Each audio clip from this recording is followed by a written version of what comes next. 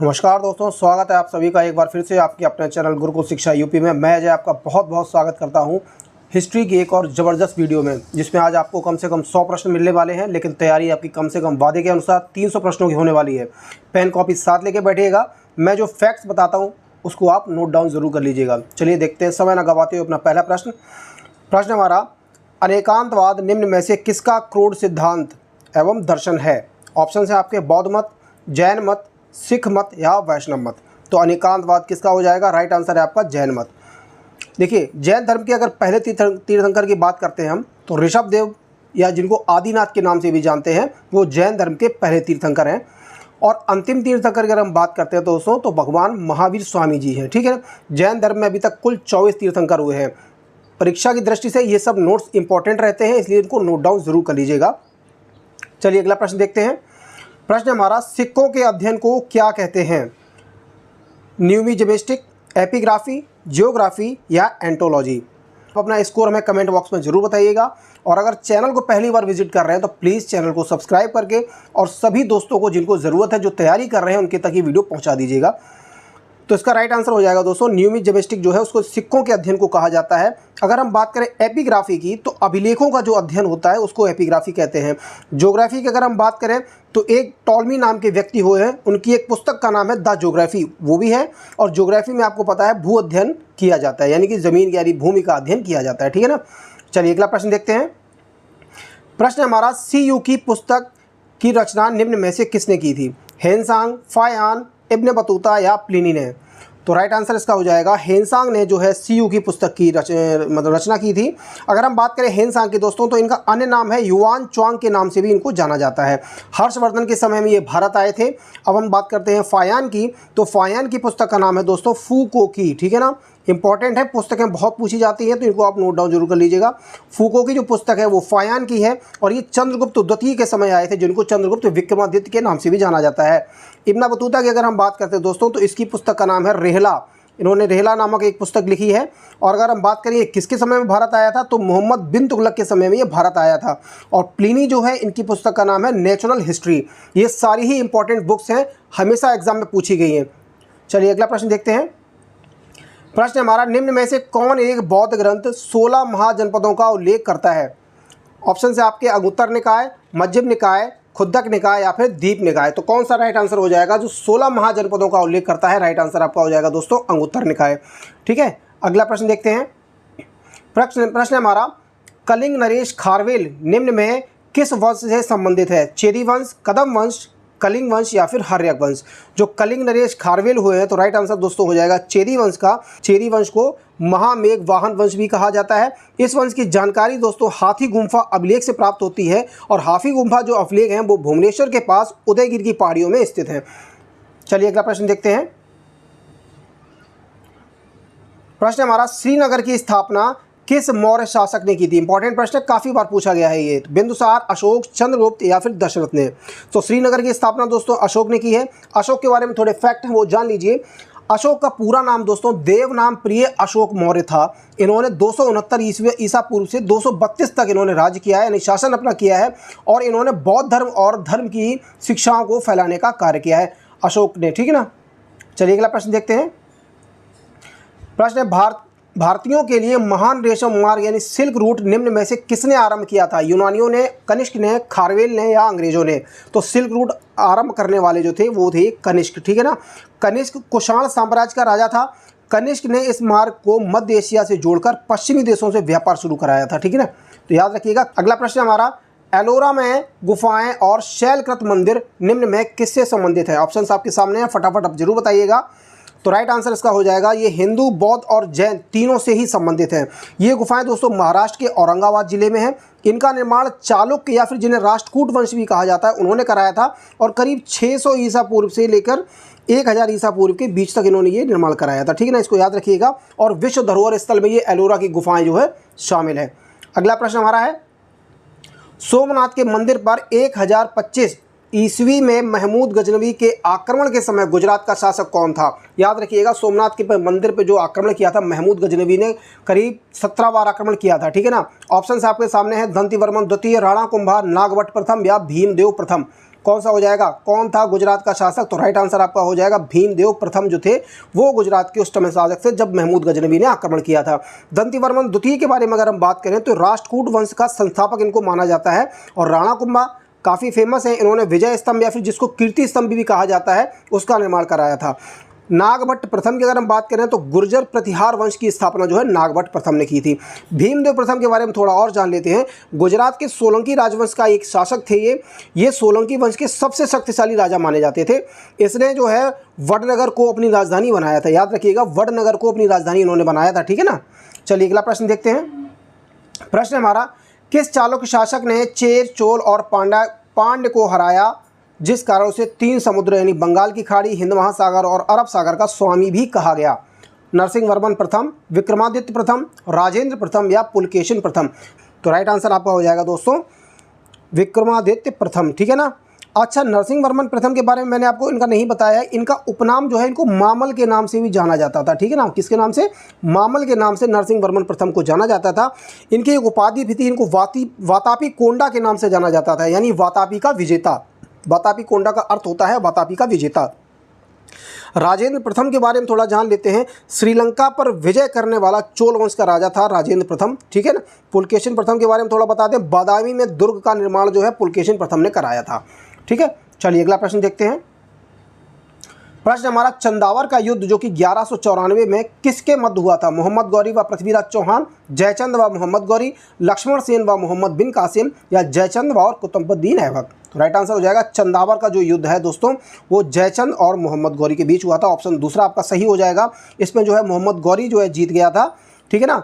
वर्तमान में जो चंदावर है उत्तर प्रदेश के फिरोजाबाद जिले में स्थित है, यमुना नदी के तट पर स्थित है, ठीक है ना चंदावर। चलिए अगला प्रश्न देखते हैं। निम्न में पल्लवों की राजभाषा कौन सी थी? पल्लवों की राजभाषा कौन सी थी? मगधी, हिंदी, संस्कृत या अर्धमगधी? तो पल्लवों की जो राजभाषा थी दोस्तों वो संस्कृत हो जाएगी।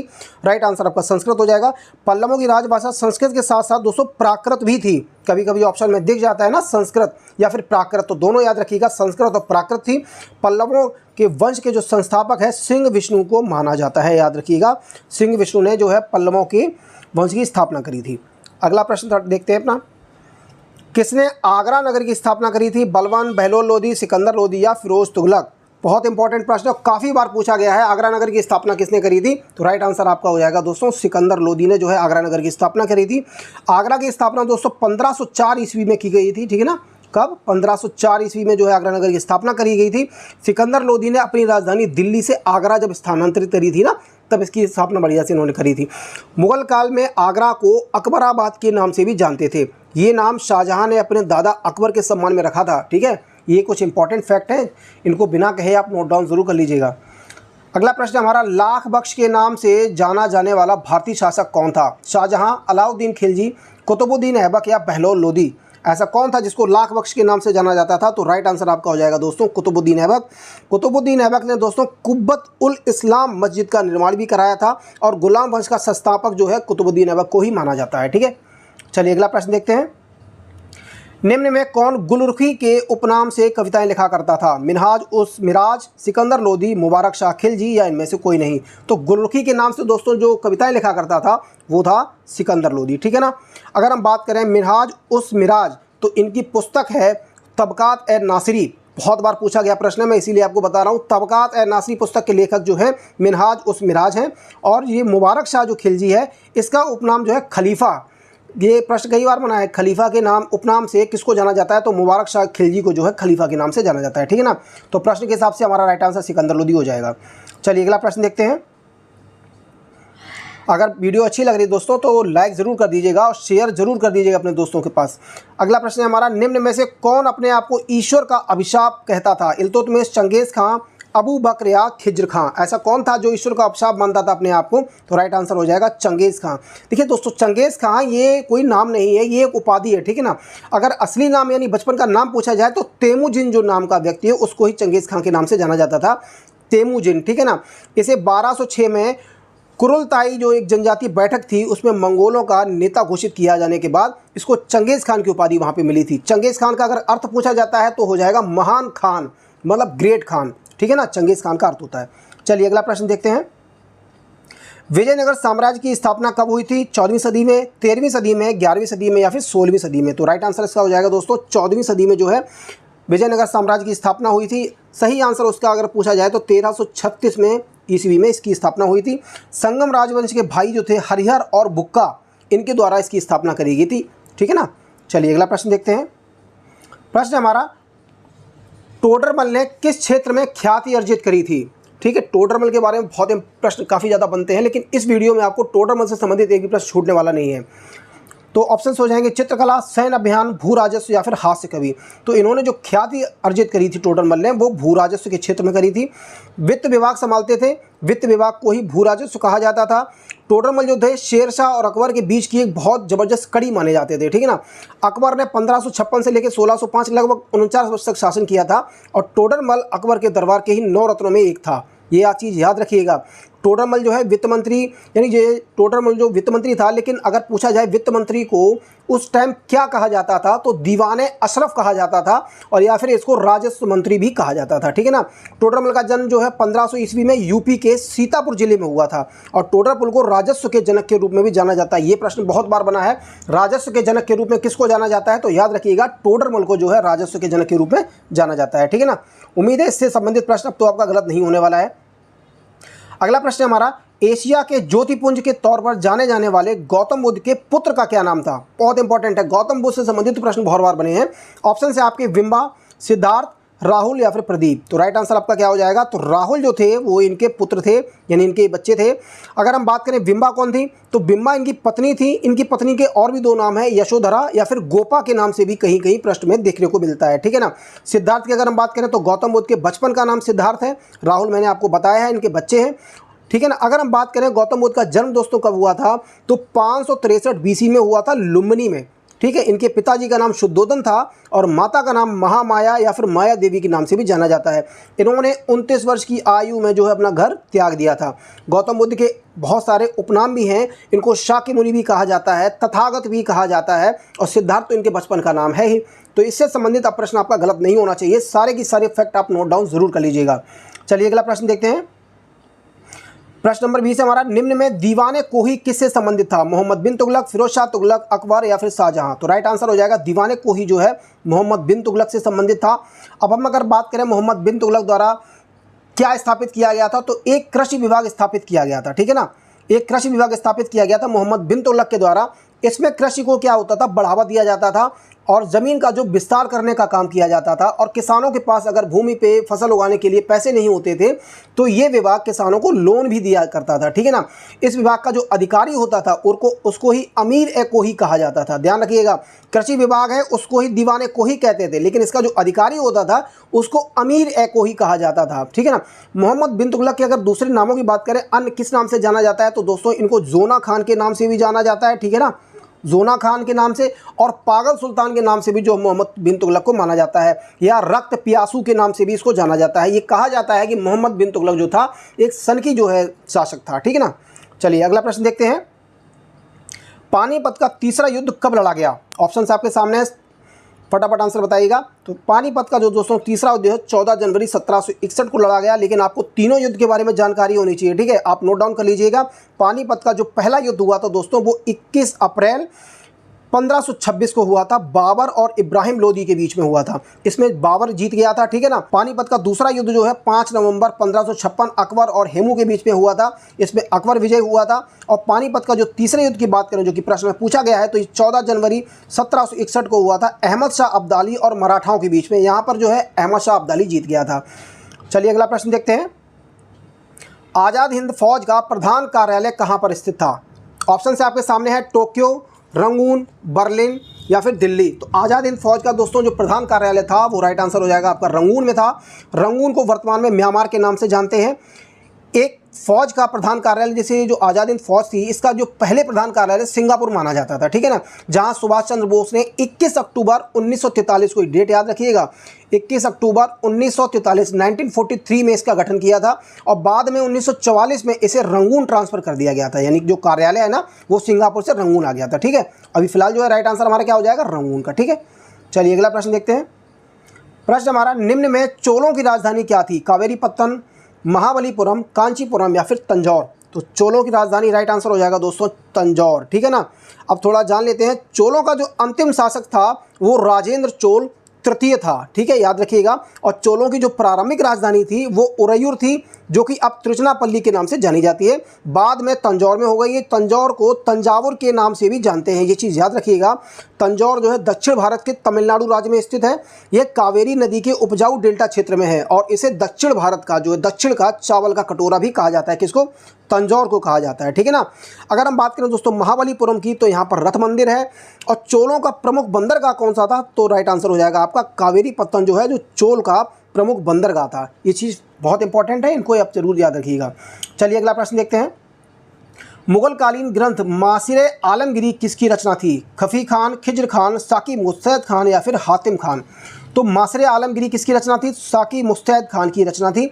यह फारसी भाषा में लिखा हुआ ग्रंथ है। इसमें औरंगजेब के बारे में बहुत ज़्यादा जानकारी मिलती है। औरंगजेब को दोस्तों आलमगिरी के नाम से जाना जाता था, ऐसे याद रखिएगा। जो आलमगिरी ये बताया गया है ना, ये औरंगजेब को ही आलमगिरी के नाम से जाना जाता था। चलिए अगला प्रश्न देखते हैं।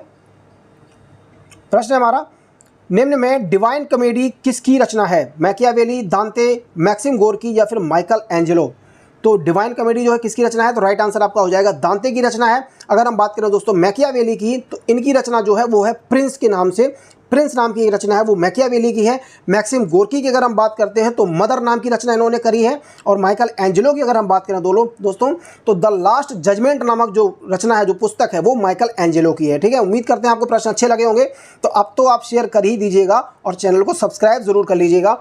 प्रश्न हमारा, एशिया का मरीज किसे कहा जाता है? पाकिस्तान, तुर्की, चीन, इटली? 100% आधे से ज़्यादा लोग उसको पाकिस्तान लगा देंगे, क्योंकि वो मरीज तो है ही, दिमाग से संतुलन उसका बिगड़ा हुआ है। तो लेकिन राइट आंसर आपका हो जाएगा दोस्तों चीन को एशिया का मरीज कहा जाता है।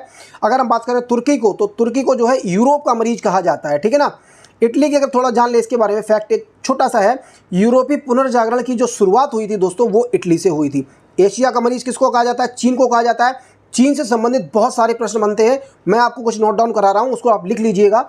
पतंग उड़ाने की कला जो है सबसे पहले दोस्तों चीन से ही प्रारंभ हुई थी, क्योंकि ये प्रश्न बहुत बार बना है। पतंग उड़ाने की कला कहाँ से प्रारंभ हुई? चीन से हुई थी। चीन का जो राष्ट्रपिता माना जाता है दोस्तों, सनायत सेन को माना जाता है। इससे पहले की जो मेरी वीडियो है, मैंने आपको उसमें डिटेल से बताया सनायत सेन के बारे में, आप जरूर देख लीजिएगा जाके।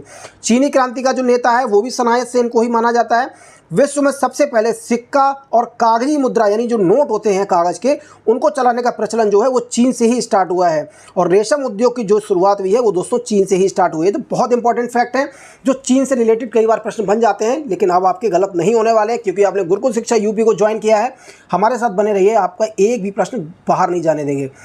प्रश्न देखिएगा, सर्वेंट्स ऑफ इंडिया सोसाइटी की स्थापना निम्न में से किसने की थी? मदन मोहन मालवीय, सरोजिनी नायडू, जस्टिस रानाडे, गोपाल कृष्ण गोखले?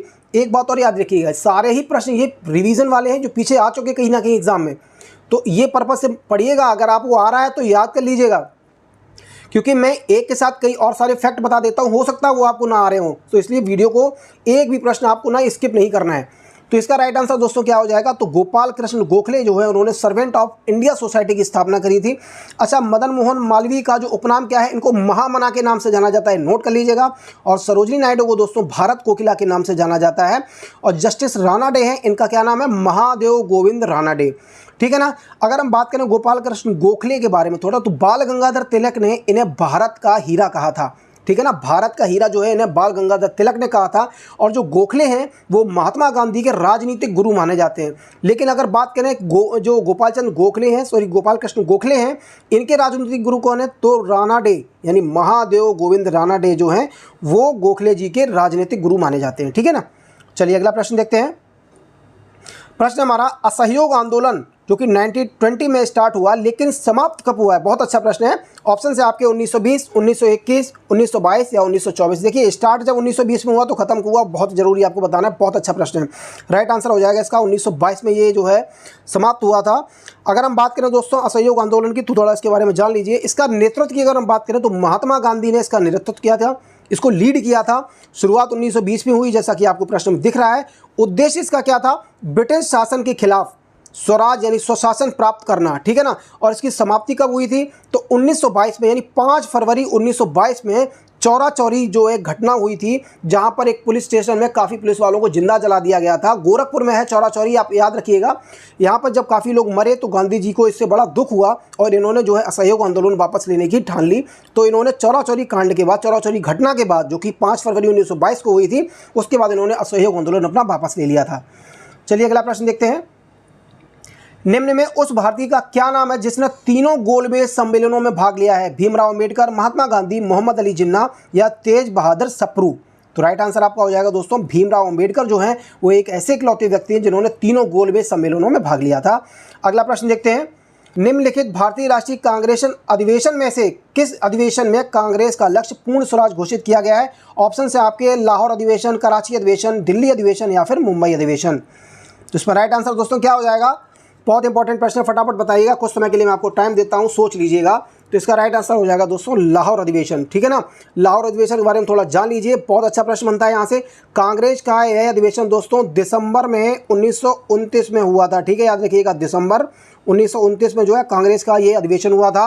अध्यक्षता जो है इसकी जवाहरलाल नेहरू ने करी थी, ये भी याद रखिएगा। अध्यक्षता किसने करी थी? नेहरू जी ने करी थी। कांग्रेस और तत्कालीन ब्रिटिश शासन के बीच एक ये सम्मेलन हुआ था, अधिवेशन हुआ था। इसी में स्वतंत्रता दिवस 26 जनवरी 1930 की घोषणा की गई थी, याद रखिएगा। स्वतंत्रता दिवस कब मनाने की घोषणा की गई थी? 26 जनवरी 1930 को, याद रखिएगा, बनाने की घोषणा करी गई थी। और इसी कांग्रेस यानी लाहौर अधिवेशन में तिरंगे झंडे को राष्ट्रीय ध्वज के रूप में अपनाया गया था। बहुत इंपॉर्टेंट फैक्टर सारे ही आपने उम्मीद है याद कर लिए होंगे। चलिए अगला प्रश्न देखते हैं। निम्न में पूना पैक्ट किससे संबंधित है? हर एक प्रश्न इंपॉर्टेंट है, एक भी नहीं छोड़ना है आपको, मैं बता रहा हूं आपको। पूना पैक्ट किससे संबंधित है? दलित वर्ग, हिंदू मुस्लिम एकता, संवैधानिक प्रगति या फिर शैक्षिक सुधार? तो राइट आंसर हो जाएगा दलित वर्ग। पूना पैक्ट के बारे में थोड़ा जान लीजिए। यह जो है 24 सितंबर 1932 को महात्मा गांधी और भीमराव अंबेडकर बीच एक हस्ताक्षर वाला समझौता हुआ था, मतलब साइन हुए थे इसमें बाकायदा। इस पैक्ट में क्या था? ब्रिटिश भारत में प्रांतीय विधानसभाओं में दलित वर्गों के लिए आरक्षित सीटों से संबंधित था। ये मांगा जा रहा था आरक्षित सीटें दो, लेकिन उसके लिए बाद में अच्छा समझौता हुआ।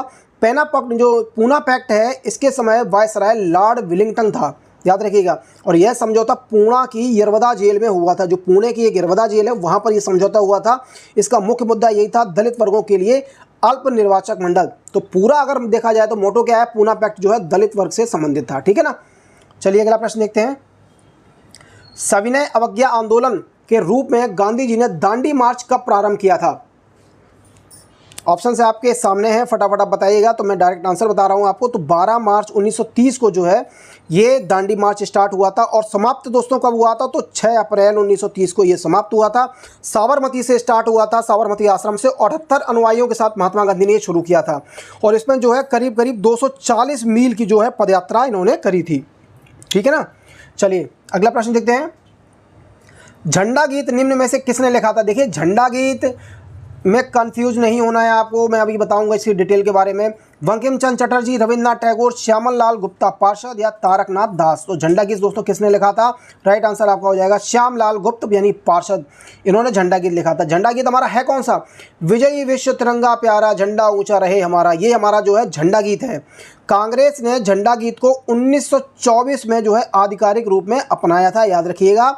13 अप्रैल 1924 में जलियांवाला बाग शहीद दिवस के रूप में मनाया गया था, तभी ये जो है अपनाया गया था। ठीक है। अब हम बात करें अगर राष्ट्रीय गीत की, ना कंफ्यूज हो जाते हैं लोग झंडा गीत और राष्ट्रीय गीत में। तो राष्ट्रीय गीत हमारा वंदे मातरम है, जो कि बंकिम चंद्र चटर्जी ने लिखा था अपने उपन्यास आनंद मठ में, और इसकी जो संस्कृत भाषा में ये रचित था। ठीक है।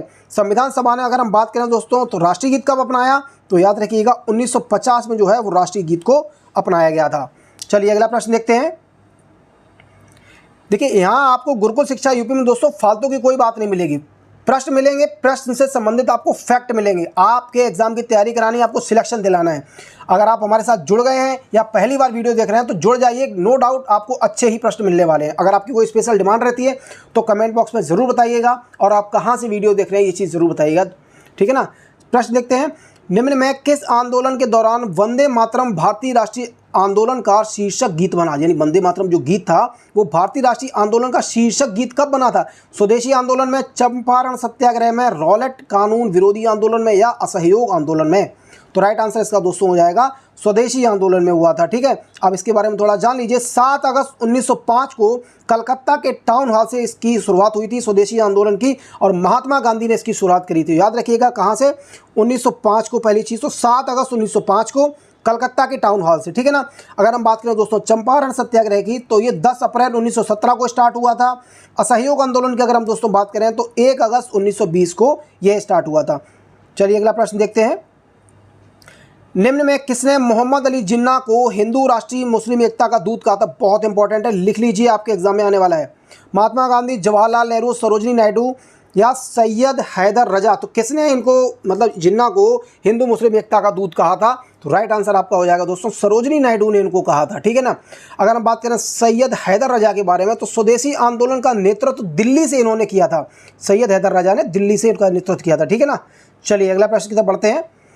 प्रश्न हमारा, निम्न में वह कौन था जो काकोरी षड्यंत्र कांड में फांसी की सजा से बच गया था? देखिए पहली चीज तो आप ये जान लीजिए काकोरी कांड हुआ कब थे। पहले तो आप ये जान लीजिए काकोरी षड्यंत्र का जो नाम बदलकर काकोरी ट्रेन एक्शन किसने किया? तो यूपी गवर्नमेंट में जो योगी जी हैं उन्होंने इसका नाम बदल दिया था, काकोरी ट्रेन एक्शन कर दिया था। अब आप ये जान लीजिए काकोरी षड्यंत्र कांड हुआ कब था? तो 9 अगस्त 1925 को, याद रखिएगा 9 अगस्त 1925 को जो है काकोरी कांड हुआ था, और लखनऊ के पास एक काकोरी गांव है वहां पर यह हुआ था। इसके बारे में क्या, इसका मास्टरमाइंड कौन था? तो राम प्रसाद जो बिस्मिल था वो इसका मास्टरमाइंड था। इस प्लान में दोस्तों कुल 10 क्रांतिकारी शामिल थे। आपको उनके नाम बिल्कुल कंठस्थ होने चाहिए, नहीं है तो मैं एक बार फिर बता रहा हूँ, आप लिख लीजिएगा। राम प्रसाद बिस्मिल, अशफाक उल्ला खां, राजेंद्र लाहिड़ी, रोशन सिंह, चंद्रशेखर आज़ाद, सचिंद्र बख्शी, केशव चक्रवर्ती, मुरारी लाल, बनवारी लाल, मुकुंदी लाल गुप्ता और मनमथ नाथ गुप्ता। ये 10 क्रांतिकारी थे, वो इस काकोरी षड्यंत्र कांड में शामिल थे। ठीक है ना। इसमें क्या हुआ था, जो राम प्रसाद बिस्मिल थे उनको 19 दिसंबर 1927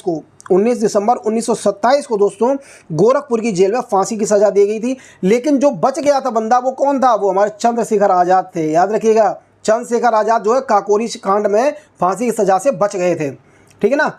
चलिए अगला प्रश्न देखते हैं। ठीक है दोस्तों, इतना डीप आपको कोई भी चैनल वाले नहीं बताने वाले हैं। वो क्या करेंगे, आपका एग्जाम, आप प्रश्न देखेंगे, टाइम गवाएंगे। आपको यहाँ पर कम समय में अधिक प्रश्न आपकी तैयारी कराऊंगा। ठीक है, वादा मेरा आपसे। प्रश्न देखिएगा, किस गवर्नर जनरल को 1911 में भारत की राजधानी कोलकाता से दिल्ली स्थानांतरित करने की घोषणा की थी? Lord Mayo, Lord Lawrence, Lord Minto या फिर लॉर्ड हार्डिंग? क्या आंसर हो जाएगा? तो लॉर्ड हार्डिंग जो है इन्होंने जो है राजधानी कलकत्ता से दिल्ली स्थानांतरित करी थी। आपको याद है ना कि भारत की राजधानी पहले कलकत्ता हुआ करती थी, बाद में दिल्ली हुई है, तो याद रखिएगा 1911 में। चलिए अगला प्रश्न देखते हैं। तीसरे आंग्ल मैसूर युद्ध को रोकने के लिए टीपू सुल्तान ने अंग्रेजों के साथ कौन सी संधि करी थी? ऑप्शन से आपके कानपुर की संधि, श्रीरंगपट्टनम की संधि, पुरंदर की संधि या सुगौली की संधि। अगर आपको प्रश्न नहीं दिखा है तो दोबारा आप वीडियो में वापस करके देख लीजिएगा, मैं आपको डायरेक्ट आंसर बता रहा हूं। तो श्रीरंगपट्टनम की संधि जो है दोस्तों वो जो है इन्होंने करी थी। इसके बारे में जान लीजिए संधि हुई कब थी? तो 18 मार्च 1792 में। ठीक है ना। इसमें टीपू सुल्तान को अपने राज्य का आधा हिस्सा ईस्ट इंडिया कंपनी को देना पड़ा था इसी संधि के थ्रू, श्रीरंगपट्टनम की संधि के थ्रू। ठीक है ना। अगर हम बात करते हैं कानपुर की संधि जो कि ऊपर लिखी है, तो तीसरे आंग्ल मराठा युद्ध जो कि 1817 से लेकर 1818 के दौरान हुआ था, उस टाइम कानपुर की संधि हुई थी। पुरंदर की संधि अगर हम बात करते हैं दोस्तों, तो 1665 में शिवाजी महाराज और जयसिंह प्रथम के मध्य में पुरंदर की संधि हुई थी। सुगौली की संधि की अगर हम बात करें तो 1816 में नेपाल और ब्रिटिश भारत के मध्य में जो ये सुगौली की संधि हुई थी। ठीक है। ब्रिटिश भारत का मतलब जो हमारा भारत देश जो है ईस्ट इंडिया कंपनी का गुलाम था। ठीक है। तो अगर प्रश्न के हिसाब से राइट आंसर हमारा हो जाएगा श्रीरंगपट्टनम की संधि। ठीक है। चलिए अगला प्रश्न की तरफ बढ़ते हैं। किस सिख गुरु ने फारसी में जफरनामा लिखा? तो पहली चीज तो याद रखिए जफरनामा जो है फारसी भाषा में लिखा गया है। ऑप्शन से आपके गुरु गोविंद सिंह, गुरु तेग बहादुर, गुरु रामदास और गुरु अंगद देव। तो किसने लिखा है? तो राइट आंसर आपका हो जाएगा दोस्तों गुरु गोविंद सिंह ने जो है जफरनामा लिखा है। जफरनामा इसको कोई दूसरा नाम इसका विजय पत्र भी इसको कहा जाता है। ठीक है ना। विजय पत्र, विनिंग लेटर। 10वें गुरु हुए हैं गुरु गोविंद सिंह जी, या ये भी याद रखिएगा सिख लोगों के, सिख धर्म के 10वें गुरु गुरु गोविंद सिंह जी हैं। मुगल शासक औरंगजेब को लिखा गया एक पत्र था, वही पत्र को हम लोग क्या जफरनामा के नाम से जानते हैं, जो गुरु गोविंद सिंह ने लिखा था औरंगजेब को। इसमें क्या है ना दोस्तों 111 छंद हैं। बहुत इंपॉर्टेंट फैक्ट है, नोट डाउन जरूर कर लीजिएगा।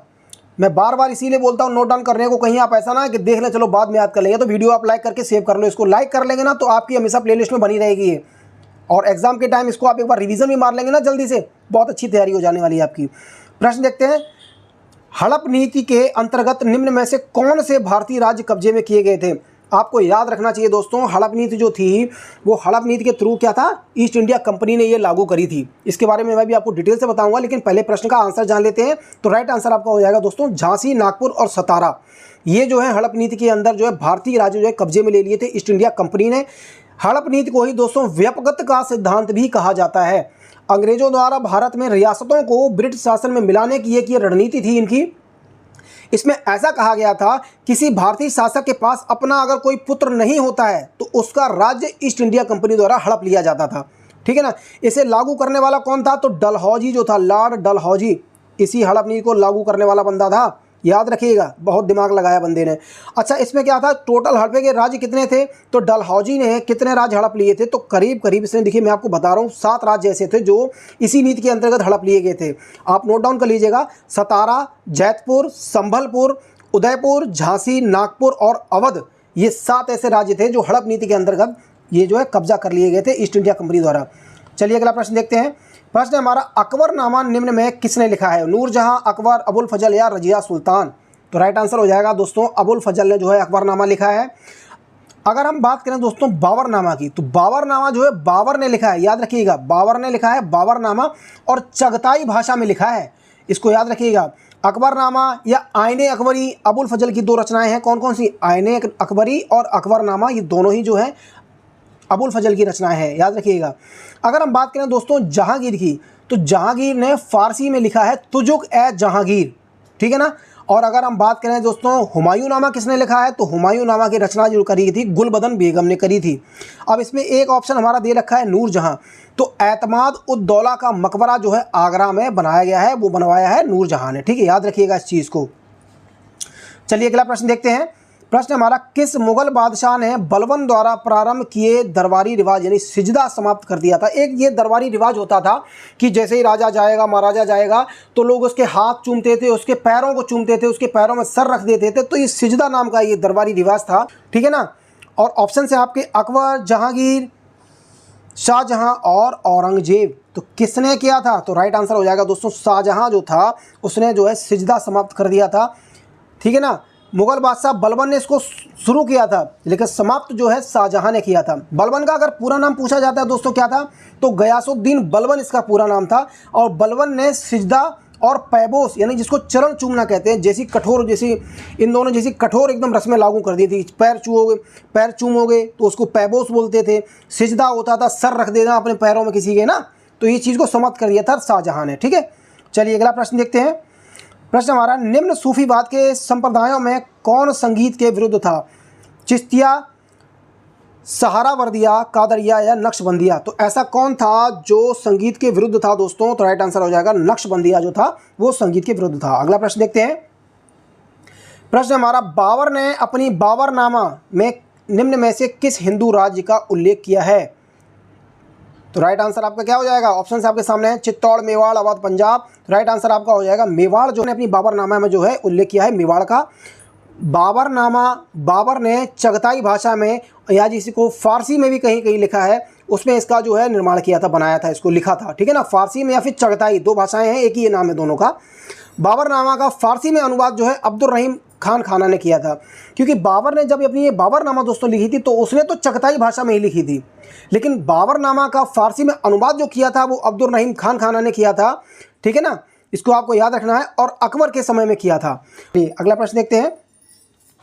भारत में प्रथम 3 विश्वविद्यालय कलकत्ता, मद्रास और मुंबई विश्वविद्यालय की स्थापना कब हुई? 1947, 1857, 1935 या 1874? तो राइट आंसर हो जाएगा इसका 1857 में ये तीनों जो है विश्वविद्यालय की स्थापना करी गई थी। इसकी विश्वविद्यालय की जो स्थापना करने का श्रेय है दोस्तों उस समय का जो गवर्नर जनरल हुआ करता था लॉर्ड कैनिंग, उसको जाता है। अगर हम बात करें कलकत्ता विश्वविद्यालय की स्थापना तो 18 जनवरी 1857 को हुई है। मुंबई जो विश्वविद्यालय है उसकी स्थापना 18 जुलाई 1857 को हुई है, और मद्रास की जो है वो 5 सितंबर को 1857। ईयर तो एक ही है ना, बस डेट आपको याद रखनी है। ठीक है। चलिए अगला प्रश्न देखते हैं। प्रश्न हमारा, देव समाज का संस्थापक कौन था? वल्लभ भाई पटेल, दादा भाई नौरोजी, शिव नारायण अग्निहोत्री या रामकृष्ण परमहंस। तो देव समाज का संस्थापक दोस्तों शिव नारायण अग्निहोत्री, यानी ऑप्शन नंबर सी हमारा सही हो जाएगा। इनको माना जाता है, इन्होंने 1857 में देव समाज की स्थापना करी थी। ये एक धार्मिक और सामाजिक सुधार संस्था है, ठीक है ना, जो देव समाज है। ठीक, चलिए अगला प्रश्न देखते हैं। प्रश्न हमारा, स्वराज पार्टी को निम्न में से किसने संस्थापित किया था, यानी किसने स्थापित किया था। ऑप्शंस आपके सामने हैं, तिलक और महात्मा गांधी, विपिन चंद्र पाल और लाला लाजपत राय, चित्तरंजन दास और मोतीलाल नेहरू, सरदार पटेल और राजेंद्र प्रसाद। तो किसने स्वराज पार्टी को स्थापित किया था, तो राइट आंसर आपका हो जाएगा चित्तरंजन दास और मोतीलाल नेहरू जी ने। और कब किया था दोस्तों, तो 1 जनवरी 1923 को किया था, याद रखिएगा इसको, ठीक है ना, कई बार पूछा गया ये प्रश्न। अगला प्रश्न देखते हैं, निम्न में आधुनिक फ्रांस का निर्माता किसे कहा जाता है। Abraham Lincoln, Shanaya Sen, Martin Luther king या फिर नेपोलियन बोनापार्ट। तो किसको आधुनिक फ्रांस का निर्माता कहा जाता है, तो राइट आंसर आपका हो जाएगा नेपोलियन बोनापार्ट को कहा जाता है। लिंकन के बारे में थोड़ा जान लीजिए, पूर्ण रूप से दास प्रथा का जो अंत किया था वो अब्राहम लिंकन ने किया था।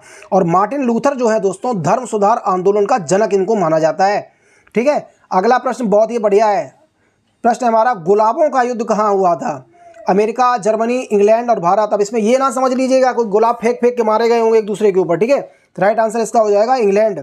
इंग्लैंड में जो है गुलाबों का युद्ध हुआ था। यह युद्ध इंग्लैंड के इतिहास में 1455 से लेकर 1487 के बीच लड़ी गई लड़ाइयों की एक श्रृंखला है पूरी, जिसको गुलाबों का युद्ध के नाम से जाना जाता है। ये युद्ध अंग्रेजी सिंहासन पर कंट्रोल के लिए लंकास्टर और यॉर्क के 2 प्रमुख राजवंशों के बीच में हुआ था। बहुत इंपॉर्टेंट है, आप इसको याद रखिएगा। अगले प्रश्न तरफ बढ़ते हैं। प्रश्न हमारा, निम्न में किस युद्ध के दौरान जापान के 2 शहरों हिरोशिमा और नागासाकी पर अणु बम गिराए गए थे। तो ऑप्शंस आपके सामने, फटाफट आंसर दीजिएगा। तो राइट आंसर इसका हो जाएगा दोस्तों द्वितीय विश्व युद्ध के समय पर जो है हिरोशिमा और नागासाकी पर बम गिराए गए थे, ठीक है ना। द्वितीय विश्व युद्ध हुआ कब था, कब से कब तक चला था दोस्तों, तो 1939 से लेकर 1945 तक ये जो है सेकेंड वर्ल्ड वॉर चला था। द्वितीय विश्व युद्ध का जो दोस्तों जान लीजिए किसके बीच में हुआ था, तो ये जो है मुख्य रूप से जर्मनी, इटली, जापान ये एक तरफ थे, और मित्र राष्ट्र जो बोले जाते हैं ब्रिटेन, यूएसए, सोवियत संघ, फ्रांस, चीन, ये सब एक तरफ थे। इन लोगों के बीच में ये हुआ था। और ये 1 सितंबर 1939 को जर्मनी द्वारा पोलैंड पर जब आक्रमण किया गया था, उसके साथ ही ये स्टार्ट हो गया था, ठीक है ना।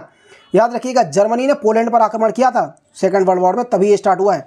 अगला प्रश्न हमारा, इनमें से किस फसल का ज्ञान वैदिक काल के लोगों को नहीं था। जौ, गेहूं, चावल और तंबाकू। अब ये सोच लीजिएगा, जौ तो खाते होंगे, गेहूं भी खाते होंगे, चावल खाते होंगे, उस टाइम ये अपने आज के ज़माने के तरह केसर का दम तो नहीं खाते होंगे ना, तो तंबाकू जो हो जाएगा इसका राइट आंसर, ठीक है। अगला प्रश्न तब देखते हैं अपना। प्रश्न हमारा, शल्व सूत्र किस विषय से संबंधित पुस्तक है। ज्यामिति, ज्योतिषी, गणित या फिर खगोल। तो शल्व सूत्र दोस्तों है वो ज्यामिति से संबंधित पुस्तक है। लेखक अगर पूछा जाता है तो बौधायन जो है इसके लेखक हैं, ठीक है ना। शल्व सूत्र में ही दोस्तों पाइथागोरस प्रमेय का वर्णन भी किया गया है। चलिए अगला प्रश्न देखते हैं। उपनिषद पुस्तक किस पर आधारित है। धर्म पर, योग पर, विधि पर या फिर दर्शन पर। जो उपनिषद है दोस्तों वो दर्शन पर आधारित है। अगर हम बात करें उपनिषदों की संख्या कितनी है, तो याद रखिएगा 108 है। और कई अलग अलग बुक में कहीं पे 200 से अधिक भी दे रखी है, तो लेकिन सही आंसर जो है दोस्तों 108 हो जाएगा, क्योंकि कई एग्जाम ऐसे हुए हैं जहां पर 108 को सही माना गया है, ठीक है। तो वही आप भी याद रखिएगा 108 है, ठीक है। चलिए अगला प्रश्न देखते हैं। सिकंदर के आक्रमण के समय उत्तर भारत पर निम्न में किस वंश का शासन था। नंद वंश, मौर्य वंश, शुंग वंश या फिर कर्ण वंश का शासन। बताइए किसका था। अब मैं फिर कह रहा हूं, अपना स्कोर कमेंट बॉक्स में जरूर डालिएगा, ठीक है। राइट आंसर हो जाएगा इसका नंद वंश। अगर देखिए आपके 100 में से अगर आपके 50 से ऊपर सही हो रहे हैं तो आपकी तैयारी ठीक है। अगर 50 से नीचे है तो आपको तैयारी करने की बहुत अच्छी ज़रूरत है, बहुत बढ़िया तैयारी करनी पड़ेगी आपको। तो नंद वंश हो जाएगा। उत्तर भारत पर शासन किसका था, नंद वंश का था। नंद वंश का संस्थापक दोस्तों महापद्म नंद को माना जाता है, ठीक है। अगर हम बात करें मौर्य वंश के संस्थापक की तो चंद्रगुप्त मौर्य को माना जाता है, और 322 ईसा पूर्व में जो है इसकी स्थापना करी गई है। शुंग वंश की अगर हम बात करते हैं दोस्तों तो पुष्यमित्र शुंग नाम के एक व्यक्ति हुए हैं, एक राजा हुए हैं, उन्होंने शुंग वंश की स्थापना करी है। और इन्होंने क्या किया था, मौर्य साम्राज्य का जो अंतिम शासक था बृहद्रथ, उसकी हत्या करी, उसके बाद ही जो है शुंग वंश की स्थापना करी है। अब कर्ण वंश क्या है, तो कर्ण वंश की स्थापना करी है वासुदेव ने। इन्होंने क्या किया था, तो शुंग वंश का जो अंतिम शासक था देवभूति, उसकी हत्या कर दी थी। उसके बाद इन्होंने अपना शासन स्थापित किया। तो भाई जो ये गद्दी की लड़ाई है ये पुराने टाइम से चली आ रही है, अभी नहीं है, ठीक है। चलिए अगला प्रश्न देखते हैं। प्रश्न हमारा, बौद्ध ग्रंथ पिटकों की रचना निम्न में से किस भाषा में की गई थी। संस्कृत, अर्धमगधी, पाली या फिर प्राकृत। तो राइट आंसर आपका हो जाएगा पाली, ठीक है। चलिए अगला प्रश्न देखते हैं। नागार्जुन कौन थे? ग्रीक राजा, वैष्णव संत, जैन मठवासी या बौद्ध दार्शनिक? तो राइट आंसर आपका हो जाएगा जो नागार्जुन थे दोस्तों, ये बौद्ध दार्शनिक थे। इन्हें जन कवि के रूप में भी जाना जाता है, ठीक है। क्या नाम है इनका? जन कवि, याद रखिएगा, इनको जन कवि के रूप में भी जाना जाता है, ठीक है। असली नाम अगर इनका पूछा जाता है दोस्तों, वैद्यनाथ मिश्र इनका असली नाम है, ठीक है। क्या नाम है? वैद्यनाथ मिश्र। और ये हिंदी और मैथिली के प्रसिद्ध कवि थे नागार्जुन, ठीक है। तो याद रखिएगा बौद्ध दार्शनिक हैं ये। अगला प्रश्न हमारा, बौद्ध धर्म ग्रहण करने वाली पहली महिला कौन थी? यशोधरा, महामाया, महाप्रजापति गौतमी या फिर बिंबा? तो राइट आंसर आपका हो जाएगा दोस्तों महाप्रजापति जो गौतमी थी वो बौद्ध धर्म को धारण करने वाली, ग्रहण करने वाली प्रथम महिला थी। अगर हम बात करें यशोधरा की तो ये गौतम बुद्ध की पत्नी का नाम है, और महामाया की बात करें तो ये उनकी माता जी का नाम है, ठीक है ना। चलिए अगला प्रश्न देखते हैं। प्रश्न हमारा, महावीर स्वामी के भिक्षुणी संघ की प्रधान कौन थी? तो भिक्षुणी संघ था उसकी प्रधान कौन थी? चंदना, खेमा, सुजाता या फिर त्रिशला? बताइएगा फटाफट आंसर। तो राइट आंसर इसका हो जाएगा दोस्तों चंदना जो थी वो भिक्षुणी संघ की प्रधान महिला मानी जाती थी। इन्हें ही चंदनबाला के नाम से भी जाना जाता है, ठीक है ना। महावीर स्वामी को पहली महिला शिष्या भी यही थी, याद रखिएगा। जो चंदना थी, चंदनबाला के नाम से इनको जाना जाता है, और महावीर स्वामी की जो है पहली महिला शिष्य भी यही थी, ठीक है। चलिए अगला प्रश्न देखते हैं। प्रश्न है हमारा, निम्न में वह शासक कौन था जिसने राज सिंहासन पर बैठने के लिए अपने भाई सुसीम की हत्या करी थी? देखिए यहाँ भी वही है, गद्दी की लड़ाई।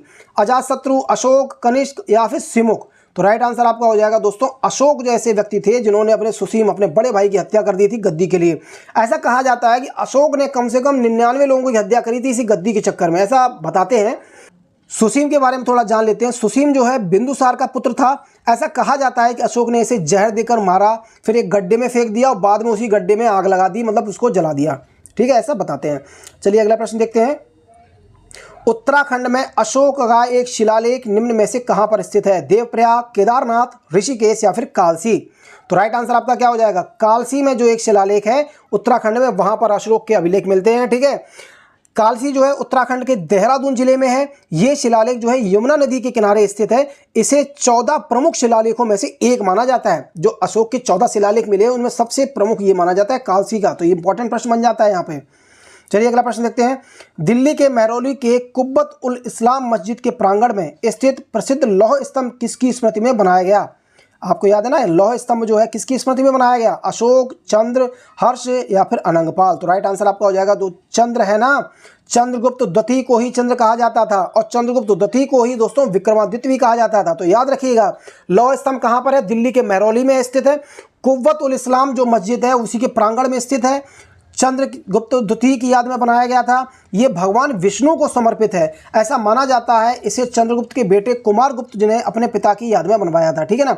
लगभग 1600 वर्ष पुराना है ये लौह स्तंभ। सोचिए आज भी जंग नहीं लगी इसमें, लोहा क्या क्वालिटी का रहा होगा, ठीक है ना। जंग ना लगने के कारण ही ये प्रसिद्ध है। चलिए अगला प्रश्न देखते हैं। प्रश्न हमारा, निम्न में किस व्यक्ति को द्वितीय अशोक कहा जाता है? समुद्रगुप्त, चंद्रगुप्त मौर्य, स्कंदगुप्त या फिर हर्षवर्धन? तो द्वितीय अशोक के नाम से किसे जाना जाता है दोस्तों? तो राइट आंसर आपका हो जाएगा हर्षवर्धन को जो है द्वितीय अशोक कहा जाता है। हर्षवर्धन को ही हर्ष कहा जाता था। वर्धन वंश या फिर पुष्यभूति वंश के ही राजा थे, ठीक है ना। अगर बात करी जाए हर्षवर्धन की राजधानी क्या थी दोस्तों, तो याद रखिएगा कन्नौज, जिसे इत्र नगरी के नाम से जाना जाता है। और कन्नौज का दूसरा नाम दोस्तों महोदया भी है, याद रखिएगा। महोदय कहते हैं ना, जैसे किसी को लेटर लिखते ना महोदय, वैसे ही महोदया जो है वो कन्नौज का दूसरा नाम है। ये चीज कई बार पूछी गई है। अगला प्रश्न हमारा, भारत के लिए इंडिया शब्द का सर्वप्रथम प्रयोग किसने किया था? हेरोडोटस, मेगास्थनीज, स्ट्रैबो या फिर एरियन? तो भारत के लिए जो इंडिया शब्द का प्रयोग किया गया था दोस्तों वो हेरोडोटस ने किया था। हेरोडोटस को दो इतिहास का जनक माना जाता है। इनकी एक पुस्तक भी है दोस्तों, हिस्टोरिका या हिस्टोरिके कहीं कहीं पे भी लिखा हुआ है, तो आप इसको याद रखिएगा, ठीक है। चलिए अगला प्रश्न देखते हैं। कवि बाणभट्ट कहाँ के निवासी थे? तो पाटलिपुत्र, थानेश्वर, भोजपुर या इनमें से कोई नहीं? तो कवि जो बाणभट्ट थे दोस्तों कहाँ के थे? तो ये थानेश्वर के थे, ठीक है। बाणभट्ट जो दोस्तों हैं हर्षवर्धन के राजकवि थे या राजदरबारी कवि थे, ऐसा कहीं के लिखा है, तो आपको याद रखना है, ठीक है। चलिए अगला प्रश्न देखते हैं। निम्न में किस पुस्तक का 15 भारतीय और 40 विदेशी भाषाओं में अनुवाद किया जा चुका है? तो भाई प्रश्न इंपॉर्टेंट बन जाता है ये बहुत ज़्यादा। हितोपदेश, अभिज्ञान शाकुंतलम, पंचतंत्र या फिर कथा सरित सागर? किसको, ऐसा कौन सी पुस्तक है इनमें से जिसको 15 भारतीय और 40 विदेशी भाषाओं में अनुवाद किया जा चुका है? तो राइट आंसर आपका पंचतंत्र। और पंचतंत्र के जो लेखक हैं दोस्तों वो विष्णु शर्मा जी हैं। हितोपदेश की अगर हम बात करें तो नारायण पंडित की रचना है। अभिज्ञान शाकुंतलम दोस्तों कालिदास की रचना है, जो कई बार पूछी जा चुकी है एग्जाम में। और कथा सरित सागर जो दोस्तों है सोमदेव की रचना है। आप याद रखिएगा इन चीज़ों को। चलिए अगला प्रश्न देखते हैं। भारत में पोलो खेल का प्रचलन किसने शुरू किया था? यूनानियों ने, अंग्रेजों ने, तुर्कों ने या फिर मुगलों ने? तो तुर्कों ने जो दोस्तों है पोलो खेल का स्टार्ट किया था, यानी पोलो स्टार्ट किया था। ठीक है, चलिए अगला प्रश्न देखते हैं। पहाड़ी काटकर एलोरा की कैलाश मंदिर का निर्माण किसने कराया था? ऑप्शंस आपके सामने है, कदम, राष्ट्रकूट, चेरों ने या फिर चोलों ने? तो जो एलोरा के कैलाश मंदिर है उसका निर्माण किसने कराया था? तो राइट आंसर आपको हो जाएगा दोस्तों राष्ट्रकूटों ने कराया था। और 8वीं शताब्दी में यानी कि 8वीं शताब्दी में ये मंदिर का बनाया गया था और भगवान शिव जी को ये समर्पित है, याद रखिएगा। चलिए अगला प्रश्न देखते हैं। निम्न में किस सुल्तान के दरबार में सबसे अधिक गुलाम थे? बताइए, ये भी एक पसंद थी कि किसके में सबसे ज़्यादा गुलाम होंगे, याद रखिएगा। बलबन, अलाउद्दीन खिलजी, मोहम्मद बिन तुगलक या फिर फिरोज तुगलक? फटाफट बताइएगा। फिरोज तुगलक इसका राइट आंसर हो जाएगा। सबसे ज़्यादा गुलाम जो थे दोस्तों फिरोज शाह तुगलक के दरबार में थे, याद रखिएगा। तुगलक वंश का अगर संस्थापक पूछा जाता है तो आप फिरोज तुगलक मत लगा दीजिएगा, तो वहाँ पर आंसर हो जाएगा गयासुद्दीन तुगलक। ठीक है ना, तुगलक वंश का संस्थापक गयासुद्दीन तुगलक है, लेकिन दरबार में गुलाम सबसे ज़्यादा थे वो फिरोज तुगलक के थे। ठीक है, चलिए अगला प्रश्न देखते हैं। प्रश्न हमारा, निम्न में दिल्ली सल्तनत की दरबारी भाषा क्या थी? उर्दू, फारसी, हिंदी या फिर अरबी? तो राइट आंसर हो जाएगा दोस्तों फारसी जो है, हिंदी वो दिल्ली सल्तनत की दरबारी भाषा थी। ठीक है ना, हिंदी तो नहीं होगा। प्रश्न हमारा, तुगलकनामा के रचनाकार निम्न में से कौन थे? बताइए फटाफट। बरनी, गुलबदन बेगम, अमीर खुसरो या फिर ईसामी? तो तुगलकनामा की जो रचना करी थी दोस्तों अमीर खुसरो ने करी थी। अमीर खुसरो की कई सारी और भी रचनाएं हैं, याद कर लीजिएगा। आईने अकबरी, मजनू लैला, बकिया नाकिया, ये सब जो है अमीर खुसरो की ही हैं। अगर हम बात करें दोस्तों गुलबदन बेगम की, तो इन्होंने जो है हुमायूं नामा की रचना इन्होंने करी थी, याद रखिएगा। चलिए अगला प्रश्न है हमारा, कृष्णदेव राय के दरबार में अष्टदिग्गज कौन थे? 8 मंत्री, 8 तेलुगु कवि, 8 महान सेनापति या 8 परामर्शदाता? ठीक है, तो राइट आंसर आपका क्या हो जाएगा? 8 तेलुगु कवि जो थे वो अष्टदिग्गज के रूप में जाने जाते थे कृष्णदेव राय के दरबार में। ठीक है, कृष्णदेव राय वो व्यक्ति हैं जिन्होंने विजयनगर के सर्वाधिक कीर्तिमान हासिल किए हैं। ठीक है, अगर हम बात करें दोस्तों इसकी रचना, जो कृष्णदेव राय हैं इनकी रचना कौन सी है? तो अमुक्त माल्यद नाम की इनकी रचना है। अष्टदिग्गजों में अल्लाह सानी नाम के एक व्यक्ति हुए हैं, अल्लाह सानी, ये सबसे प्रमुख थे जिन्हें तेलुगु कविता का पिता भी कहा जाता है। ये प्रश्न बना है इसीलिए मैंने आपको मेंशन किया है। प्रश्न आया था तेलुगु कविता का पिता अष्टदिग्गजों में से किसको माना जाता है, और अष्टदिग्गजों में से 4 के नाम दे दिए थे, तो लोगों को नहीं पता, तो आप याद रखिएगा अल्लाह सानी को जो है तेलुगु कविता का पिता माना जाता है। ठीक है, चलिए अगला प्रश्न देखते हैं। शर्की सुल्तानों के शासनकाल में निम्न स्थानों में से किसे पूर्व का सिराज या सिराज हिंद के नाम से जाना जाता है? आगरा, दिल्ली, जौनपुर या फिर वाराणसी? तो सिराज हिंद के नाम से दोस्तों जाना जाता है जौनपुर को। जौनपुर की स्थापना दोस्तों फिरोज शाह तुगलक ने करी थी, याद रखिएगा। इसका नाम जौनपुर जो है मोहम्मद बिन तुगलक ने, जिसका नाम जौना खां था, उसी के नाम पर रखा गया है, क्योंकि मोहम्मद बिन तुगलक का दूसरा नाम क्या था? जौना खां, और जौना खां के नाम पे ही दोस्तों जौनपुर नाम रखा गया है। ठीक है ना, तो जौनपुर की स्थापना किसने करी थी? फिरोज शाह तुगलक ने। ठीक है ना, चलिए याद रखिएगा, नाम पड़ा है जौनपुर का मोहम्मद बिन तुगलक के नाम पे। ठीक है ना, चलिए कंफ्यूज मत हो जाइए। निम्न में किस संत ने अपने संदेश के प्रचार के लिए सबसे पहले हिंदी का प्रयोग किया था? दादू, कबीर, रामानंद या फिर तुलसीदास? तो रामानंद ऐसे व्यक्ति हुए हैं जिन्होंने सबसे पहले हिंदी का प्रयोग किया था। ठीक है ना, अब रामानंद है कौन? तो ये महान वैष्णव संत हुए हैं। ठीक है ना, रामानंदी संप्रदाय के संस्थापक भी जो है रामानंद जी हैं। चलिए अगला प्रश्न देखते हैं। कबीर के गुरु कौन थे? रामानुज, रामानंद, बल्लवाचार्य या फिर नामदेव? तो कबीर के गुरु कौन है? राइट आंसर आपका दोस्तों हो जाएगा रामानंद जो है वो कबीर के गुरु हैं। कबीर ने किसकी रचना करी थी? तो बीजक नाम की एक रचना है वो कबीर ने करी है। चलिए अगला प्रश्न देखते हैं। अकबर की युवावस्था में उसका संरक्षक कौन था? हेमू, फैजी, अबुल फजल या बैरम खां? तो अकबर की युवावस्था में जो उसका संरक्षक था यानी केयर टेकर था वो बैरम खां था, और बैरम खां जो था वो अकबर का सेनापति भी था। चलिए अगला प्रश्न देखते हैं। निम्न में किस सुल्तान ने पहले हजरत आला की उपाधि अपनाई और बाद में सुल्तान की उपाधि अपना ली थी? बहलोल लोदी, सिकंदर लोदी, शेर शाह सूरी या इस्लाम शाह सूरी? किसने अपनाई थी? तो राइट आंसर दोस्तों आपका हो जाएगा शेर शाह सूरी ऐसा व्यक्ति था जिसने हजरत आला पहले उपाधि ली, बाद में सुल्तान की। ठीक है ना, याद रखिएगा शेर शाह सूरी का असली नाम क्या था? तो फरीद नाम था इसका। क्या नाम था? फरीद नाम था, याद रखिएगा इस चीज़ को। सूरी साम्राज्य का संस्थापक की था शेरशाह सूरी। इसकी राजधानी दोस्तों सासाराम बिहार की है, ठीक है ना, जो सासाराम एक जगह है बिहार में, वो इसकी राजधानी है। और इसकी जो मकबरा है वो भी सासाराम में ही है। जालान का किला जो कि बिहार का निर्माण है वो भी इसी ने ही कराया था, शेरशाह सूरी ने।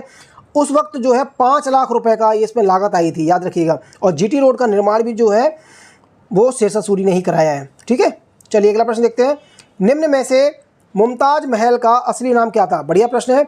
अर्जुमंद बानो बेगम, लाडली बेगम, मेहरुन्निसा या फिर रोशन आरा। तो मुमताज महल का असली नाम क्या हो जाएगा? तो राइट आंसर है आपका अर्जुमंद बानो बेगम। और ये शाहजहां की पत्नी थी जो कि अपने 14वें बच्चे को जन्म देते हुए मर गई थी। ऐसा कहा जाता है शाहजहां की सबसे प्यारी पत्नी थी, उसको सबसे ज़्यादा प्रिय थी। शाहजहां की बात हुई है तो याद रखिएगा शाहजहां का असली नाम जो है क्या नाम था या दूसरा नाम क्या था? तो खुर्रम के नाम से उसको जाना जाता था, ठीक है ना। चलिए अगला प्रश्न देखते हैं।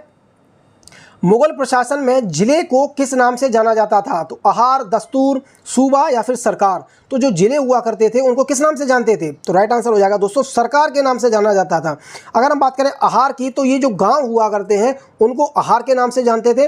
और दस्तूर तो आप जानते ही हैं, जो कि आज भी हम लोग कई बार बोलते हैं। दस्तूर जैसे कोई नियम वगैरह कानून होते हैं ना, तो उनको दस्तूर कहा जाता है। अगर हम बात करें दोस्तों सूबा की, जो प्रांत होते थे तो प्रांतों को सूबा कहा जाता था। अच्छा परगना क्या है? इसमें नहीं दे रखा है लेकिन मैं आपको बता रहा हूँ। परगना जो है गांव के पूरा जो समूह होता था गांवों का, उसको परगना के नाम से जानते थे, ठीक है ना। चलिए अगला प्रश्न देखते हैं। निम्न में से जहांगीर के दरबार में पक्षियों का सबसे बड़ा चित्रकार कौन था? ख्वाजा अब्दुल समद, सैयद अली तबरेजी, वसावन या फिर मंसूर। तो राइट आंसर इसका हो जाएगा दोस्तों पक्षियों का सबसे बड़ा जो चित्रकार था वो मंसूर था। जहांगीर ने मंसूर को एक उपाधि दी थी, उसका नाम है नादिर उल अस्त्र, याद रखिएगा इस चीज़ को, ठीक है। जहांगीर ने उपाधि दी थी इसको। चलिए अगला प्रश्न देखते हैं। अंग्रेजी शासनकाल में कौन सा क्षेत्र अफीम उत्पादन के लिए प्रसिद्ध था? बिहार, दक्षिण भारत, गुजरात या फिर असम। तो बिहार जो था वहाँ पर दोस्तों अफीम की पैदावार बहुत ज़्यादा होती थी, ठीक है। चलिए अगला प्रश्न देखते हैं। नील कृषकों की दुर्दशा पर लिखी गई पुस्तक नील दर्पण के लेखक निम्न में से कौन से हैं? बंकिम चंद्र चटर्जी, दीनबंधु मिश्र, शरद चंद्र चटर्जी या फिर रविंद्रनाथ ठाकुर। फटाफट आंसर बताइएगा। नील दर्पण के लेखक कौन है? नील दर्पण के लेखक हो जाएंगे दोस्तों दीनबंधु मिश्र जो है वो नील दर्पण के लेखक हैं, ठीक है। और ये नील कृषकों की दुर्दशा पर लिखी गई पुस्तक है। अगला प्रश्न हमारा, राजा रणजीत सिंह ने प्रसिद्ध कोहिनूर हीरा किससे प्राप्त किया था? तो ये भी याद रखिएगा, कोहिनूर हीरा किसने प्राप्त किया था? राजा रणजीत सिंह ने। किससे प्राप्त किया था वो मैं बताऊंगा अभी आपको। शाह सुजा, जमा शाह, दोस्त मोहम्मद या शेर अली, ये तो आपके ऑप्शन हो गए। राइट आंसर आपका हो जाएगा शाह सुजा से प्राप्त किया था। अब मैं आपको बता रहा हूँ, इसको याद रखिएगा। 1830 में अफगानिस्तान का एक शासक हुआ था शाह सुजा, ठीक है। जब वो पंजाब पहुंचा और राणा रणजीत सिंह से मिला तो उसने यह हीरा जो था कोहिनूर हीरा वो राणा रणजीत सिंह को, राजा रणजीत सिंह को जो है गिफ्ट कर दिया था, ठीक है ना, उपहार में दे दिया था। चलिए अगला प्रश्न देखते हैं। निम्न में से किसके शासनकाल में ब्लैक होल दुर्घटना हुई थी? अब आप इसको वो ना समझ लीजिएगा जो साइंस में बताते हैं, साइंस में ब्लैक होल, ठीक है ना, जहाँ ग्रेविटी सबसे ज़्यादा होती है। देखिए एक बता देता हूँ, ब्लैक होल की अगर आप एक चम्मच मिट्टी ले लेते हैं ना, एक चम्मच, वो 10 हाथियों के वजन के बराबर होती है, इतनी ज़्यादा डेंसिटी होती है उसमें। चलिए लेकिन हम बात कर रहे हैं हिस्ट्री की, तो ब्लैक होल दुर्घटना दोस्तों हुई थी, वो राइट आंसर आपका हो जाएगा सिराजुद्दौला के शासनकाल में घटित हुई थी। कलकत्ता के ब्लैक होल घटना जो है बंगाल का नवाब था सिराजुद्दौला, उसके समय में कब घटित हुई थी? याद रखिएगा 20 जून, ठीक है, 1756। ब्लैक होल घटना 1756 है, इसको याद रखिएगा, 1756 हुई थी। इस घटना में हुआ क्या था? तो फोर्ट विलियम में बंद किए गए ब्रिटिश जो कैदी थे उनको एक छोटी सी काल कोठरी में डाल दिया गया था। उस काल कोठरी में उन कैदियों को डाला तो उसमें क्या हुआ, दम घुटने से और गर्मी से वो सारे के सारे मर गए थे। इसी को ब्लैक होल दुर्घटना के नाम से जाना जाता है। तो याद रखिएगा कलकत्ता में हुई थी और सिराजुद्दौला के शासनकाल में हुई थी, 20 जून 1756 को हुई थी, ठीक है। ये एल नहीं एन होगा, ठीक है। चलिए अगला प्रश्न देखते हैं। बक्सर के युद्ध के समय दिल्ली का शासक कौन था? ठीक है, बक्सर के युद्ध के समय कौन था दिल्ली का शासक? औरंगजेब, शाह आलम प्रथम, बहादुर शाह जफर या शाह आलम द्वितीय। तो बक्सर का युद्ध तो पहले बताइए कब हुआ था?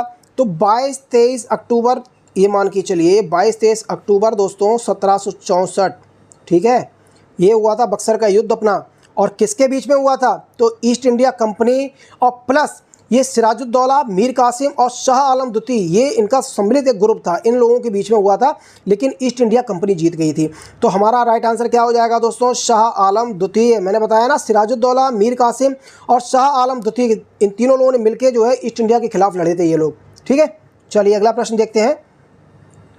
महाराष्ट्र के निम्न में से किस सुधारक को लोक हितवादी कहा जाता है? महादेव गोविंद रानाडे, पंडित रमाबाई, गोपाल कृष्ण गोखले या गोपाल हरिवंश मुख? किसको कहा जाता है? तो राइट आंसर हो जाएगा लोक हितवादी कहा जाता है गोपाल हरिवंश मुख को। ठीक है, चलिए अगला प्रश्न देखते हैं। अलीगढ़ मुस्लिम विश्वविद्यालय की स्थापना निम्न में से किसने करी थी? ऑप्शन है आपके सैयद अहमद खान, मोहम्मद इकबाल, मोहम्मद अली या इनमें से कोई नहीं। तो अलीगढ़ मुस्लिम विश्वविद्यालय जिसे AMU के नाम से भी जानते हैं, तो उसकी स्थापना करी थी सैयद अहमद खान ने करी थी। ठीक है ना। चलिए अगला प्रश्न देखते हैं। गदर क्रांति का छिड़ने का सबसे महत्वपूर्ण कारण क्या माना जाता है? बहुत अच्छा प्रश्न है। लाला हरदयाल की गिरफ्तारी, कामा गाटारू घटना, प्रथम विश्व युद्ध का शुरू होना या करतार सिंह सराभा का होना? तो राइट आंसर हो जाएगा दोस्तों प्रथम विश्व युद्ध का शुरू होने के कारण जो है गदर क्रांति हुई थी। ठीक, गदर क्रांति को ही गदर आंदोलन भी कहा जाता है। 1913 में लाला हरदयाल के नेतृत्व में अमेरिका से शुरू हुआ था गदर आंदोलन, याद रखिएगा। ठीक है, क्रांति का उद्देश्य क्या था? ये जो गदर क्रांति हुई थी इसका उद्देश्य ये था ब्रिटिश शासन से मुक्त कराना अपने आप को। ठीक है, और अगर हम बात करें दोस्तों गदर पार्टी की स्थापना किसने करी थी, तो याद रखिएगा लाला हरदयाल जो हुए हैं उन्होंने ही गदर पार्टी की स्थापना करी थी। चलिए अगला प्रश्न देखते हैं अपना। निम्न में किसे भारतीय अशांति के जनक के रूप में जाना जाता है? A.O. ह्यूम, दादा भाई नौरोजी, बाल गंगाधर तिलक, और चौथा ऑप्शन हमारा हो जाएगा महात्मा गांधी। लेकिन ऑप्शन 3 में से ही है, मैं आपको बता दे रहा हूँ हिंट के लिए। तो राइट आंसर आपका हो जाएगा बाल गंगाधर तिलक हैं, उनको जो है भारतीय शांति के जनक के रूप में जाना जाता है, बाल गंगाधर तिलक को। ठीक है ना। एक ब्रिटिश पत्रकार हुए हैं वैलेंटाइन चिरोल, ठीक है ना, इन्होंने ही चिरांद फैलाई थी, ऐसे याद रखिएगा। चिरोल जो है एक हुए हैं, चिरोल ने अपनी पुस्तक इंडियन अर्नेस्ट में कहा था कि जो भारतीय शांति का जनक है वो बाल गंगाधर तिलक है, ऐसे उन्होंने बताया था। तिलक को लोकमान्य भी कहा जाता है, जो बाल गंगाधर तिलक है ना, इनका उपनाम है लोकमान्य, लोकमान्य तिलक पूरा नाम है इनका। तो जिसका अर्थ क्या होता है, जैसे लोकमान्य इनको कहा जाता है, तो लोकमान्य का अर्थ होता है जनता द्वारा स्वीकार किया गया नेता। ठीक है ना। चलिए अगला प्रश्न देखते हैं। प्रश्न है हमारा, अल हिलाल समाचार पत्र किसके द्वारा राष्ट्रीयता के प्रचार के लिए शुरू किया गया था? तो अल हिलाल किसके द्वारा शुरू किया गया? मोहम्मद अली, महात्मा गांधी, अब्दुल कलाम आज़ाद या सैयद अहमद खान? तो राइट आंसर हमारा हो जाएगा अब्दुल कलाम आज़ाद ने जो है अल हिलाल समाचार पत्र की जो प्रचार के लिए शुरू किया था इन्होंने। भारत के प्रथम शिक्षा मंत्री कौन है? तो वो भी हमारे अब्दुल कलाम आज़ाद ही हो जाएंगे, याद रखिएगा। भारत के प्रथम शिक्षा मंत्री हैं, और इनकी किताबें कौन कौन सी हैं वो आप नोट कर लीजिएगा। गुबार ए खातिर, एक तो पुस्तक ये हो गई इनकी। इंडिया विंस फ्रीडम दूसरी पुस्तक है। बेसिक कॉन्सेप्ट ऑफ कुरान ये इनकी तीसरी पुस्तक। और भी कई सारी इन्होंने लिखी है, लेकिन 3 बहुत इंपॉर्टेंट जो एग्जाम में पूछी जाती है बार बार। ठीक है, चलिए अगला प्रश्न देखते हैं। प्रश्न हमारा, निम्न में भारतीय क्रांति की जननी किसे कहा जाता है? श्रीमती एनी बेसेंट, स्नेहलता वाडेकर, सरोजिनी नायडू या मैडम भीकाजी कामा? तो भारतीय क्रांति की जननी दोस्तों कहा जाता है भीकाजी कामा को कहा जाता है। ठीक है ना। ये पहली ऐसी महिला है जिन्होंने विदेश में जाके तिरंगा झंडा अपना फहरा दिया था। ठीक है, सोचिए कितनी हिम्मत रही होगी। चलिए अगला प्रश्न देखते हैं। अलीपुर बम कांड में अरविंद घोष का बचाव निम्न में से किस वकील ने किया था? तो अलीपुर बम कांड याद रखिएगा, उसमें अरविंद घोष का बचाव किसने किया था? BC पाल, गोपाल कृष्ण गोखले, मोतीलाल नेहरू, चित्तरंजन दास? राइट आंसर आपका हो जाएगा दोस्तों CR दास, यानी चित्तरंजन दास ने जो है अरविंद घोष का बचाव किया था। इस कांड में अलीपुर बम कांड है, इसी को अलीपुर षड्यंत्र कांड के नाम से भी जाना जाता है, और इसको मानिकतला बम कांड के नाम से भी जाना जाता है। ये 1908 में, याद रखिएगा, 1908 में ब्रिटिश सरकार द्वारा क्रांतिकारियों के खिलाफ चलाया गया एक मुकदमा था, जिसमें अरविंद घोष का जो बचाव चित्तरंजन दास ने किया था। ठीक है ना। चलिए अगला प्रश्न देखते हैं। गांधी जी दक्षिण अफ्रीका कितने वर्ष रहे? ऑप्शन आपके 26 वर्ष, 15 वर्ष, 21 वर्ष या 16 वर्ष? तो राइट आंसर आपका हो जाएगा दोस्तों 21 वर्ष जो है दक्षिण अफ्रीका में रहे थे गांधी जी। 1893 में गए थे और 1914 में जो है भारत लौट के आ गए थे। चलिए अगला प्रश्न देखते हैं। अखिल भारतीय मुस्लिम लीग की स्थापना का श्रेय निम्न में से किसको दिया जाता है? मोहम्मद अली जिन्ना, सैयद अहमद खां, सलीमुल्लाह खां या खान अब्दुल गफ्फार खां? बहुत अच्छा प्रश्न है, बताइए फटाफट किसने किया था मुस्लिम लीग की स्थापना? तो राइट आंसर हो जाएगा दोस्तों सलीमुल्लाह खां ने किया था।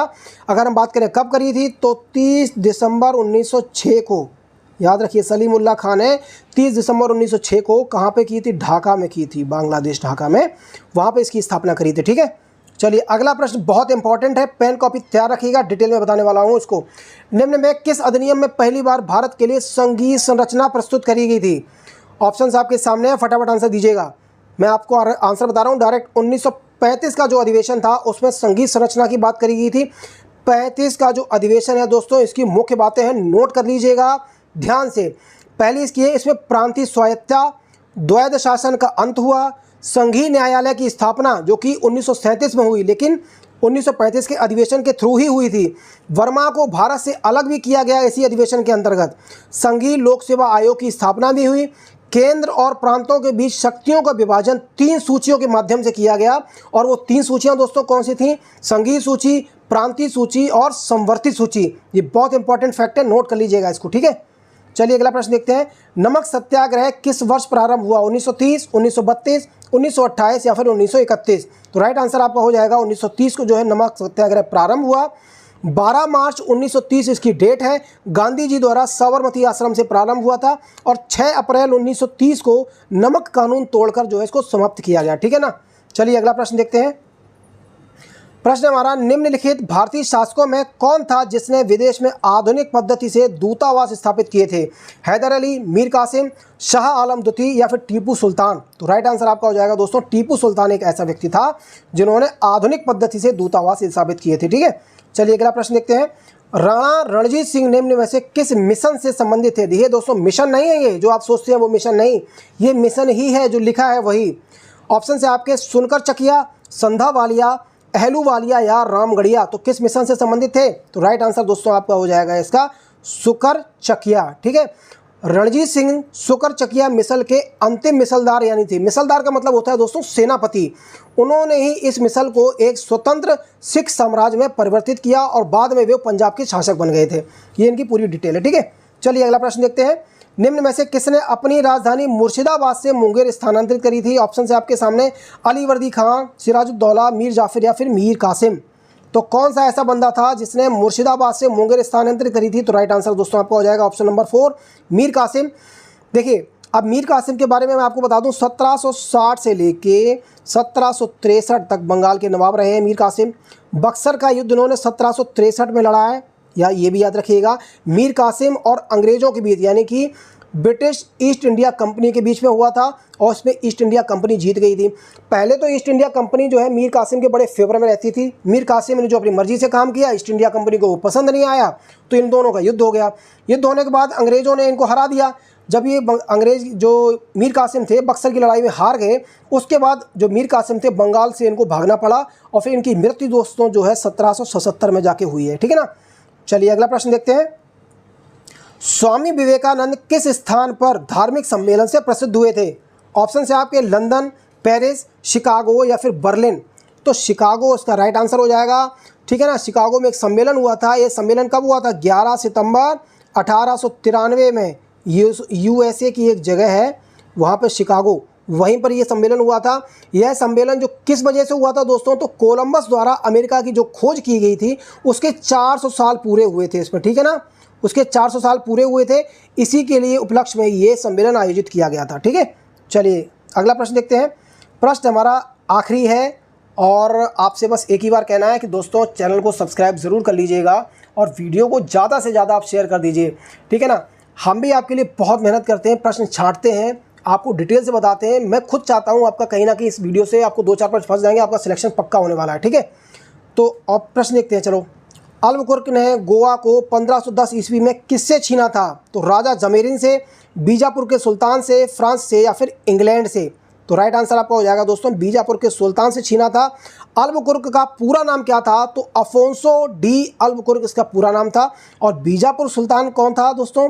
तो यूसुफ आदिल शाह जो था वो बीजापुर का सुल्तान था, उसी से ही जो है गोवा छीन लिया था, ठीक है ना।